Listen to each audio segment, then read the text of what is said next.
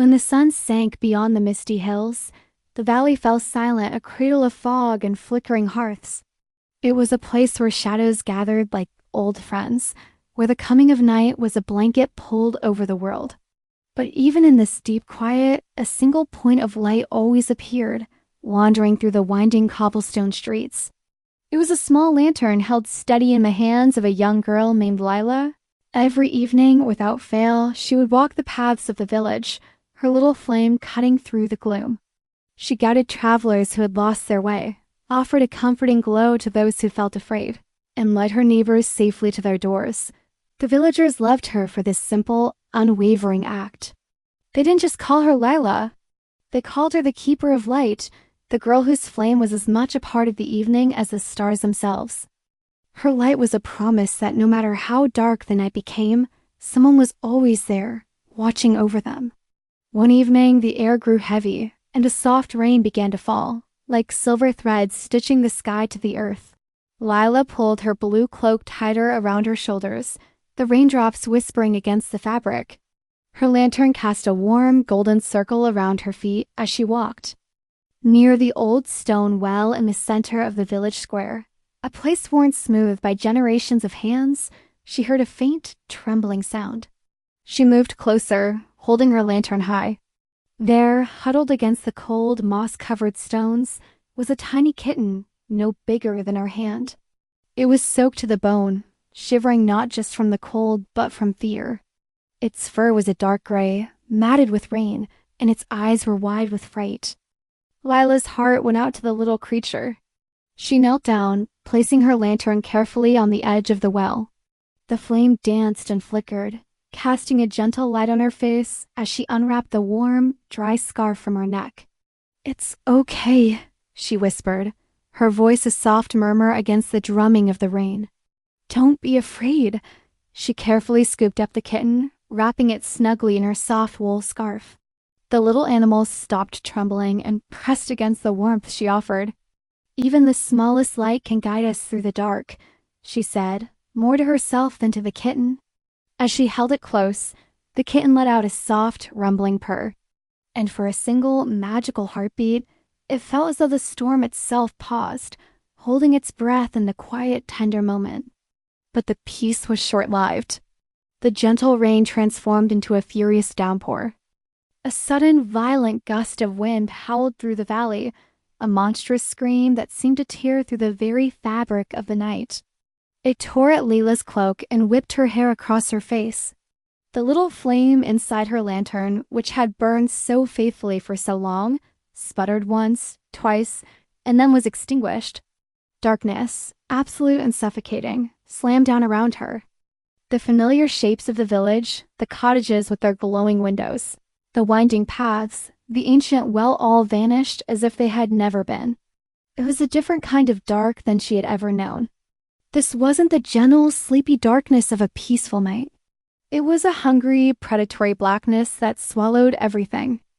The sounds of the storm were her only companions, the roar of the wind, the crash of falling branches, and the frantic beating of her own heart. For the very first time in her life, Lila, the brave little keeper of light, felt truly and utterly alone. Clutching the now cold lantern in one hand and holding the kitten securely against her chest with the other, Lila knew she couldn't stay in the open.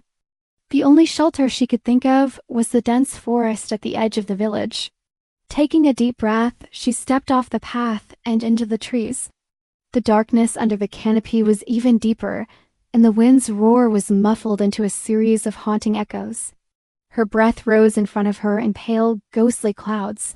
She was lost, and her light was gone. But then something miraculous happened. A soft pinprick of light appeared before her, floating gently in the air. Then another and another. Soon the air was filled with tiny, glowing orbs, like fireflies made of pure gold. They weren't random. They seemed to emanate from the places her kindness had touched. One orb glowed with the memory of a shared loaf of bread with a hungry traveler. Another shimmered with the comforting words she'd offered a crying child. A third pulsed with the light of a mended toy she'd fixed for a friend.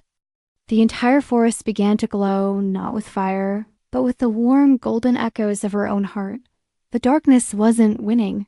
It was revealing a different kind of light, one that she had been creating all along without ever realizing it. As she walked out of the forest, the lights followed her. They swirled around her like a living constellation, a river of gold flowing through the night. When she reached the village, the lights didn't stop.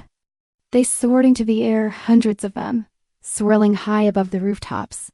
Villagers, startled by the strange and beautiful glow, opened their doors and stepped outside, their faces filled with astonishment and wonder.